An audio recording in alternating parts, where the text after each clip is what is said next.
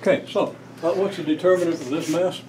Well, very simple. It's I mean, you know, not all that simple, but if you just follow your definition of the determinant, this times this minus this times this, and you got to write out all your parentheses and stuff. You know, some people put a minus sign here and didn't put parentheses around things and got misled. So just be careful about your bookkeeping. That's just bookkeeping. But you got to be careful about it, or your algebra is going to be wrong, and your results aren't going to do you any good, right? Mm-hmm. Okay. So you multiply that out. Now I'm going to multiply that out. I don't use that F word. I use the distributive law. So I have to use it twice. And, you know, belabor this just a little bit, but we accept this as this product. We're not done yet, because we've got to use distributive law again. But clearly, r minus lambda times this aardvark over here is r times this aardvark minus lambda times whatever that aardvark is, right? Okay? And then it's minus, and I'm going to put parentheses around what we get here, right? And it's going to be 1 times 1 minus r minus s times 1 minus r. I think many of you, even most of you, did this and got it correct.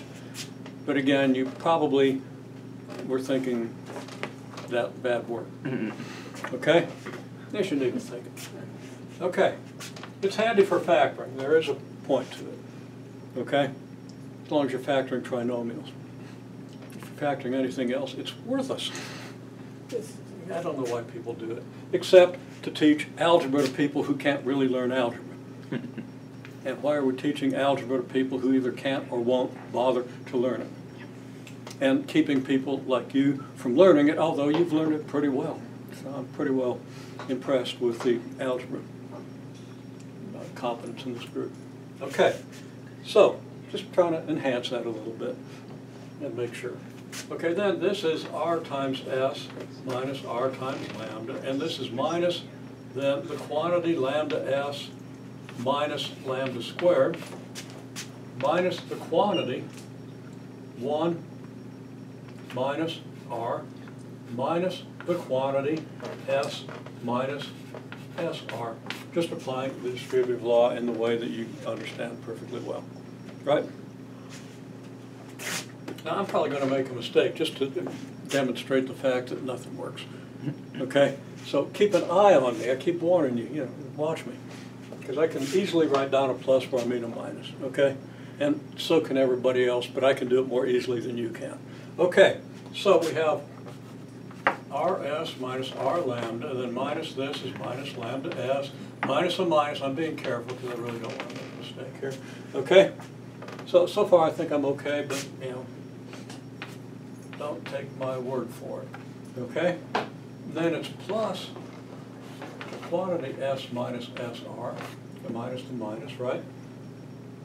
But then, since it's just plus that, I can cheat just a little bit instead of having to write out a whole new step, right? Then I collect my terms. Lambda is my variable because this is supposedly a known stochastic matrix, so we know what r and s are, right? So this is going to be a quadratic in lambda, right? And everybody recognizes that. Yeah, I don't even have to explain that. Y'all are really good. Okay, so I've got lambda squared here.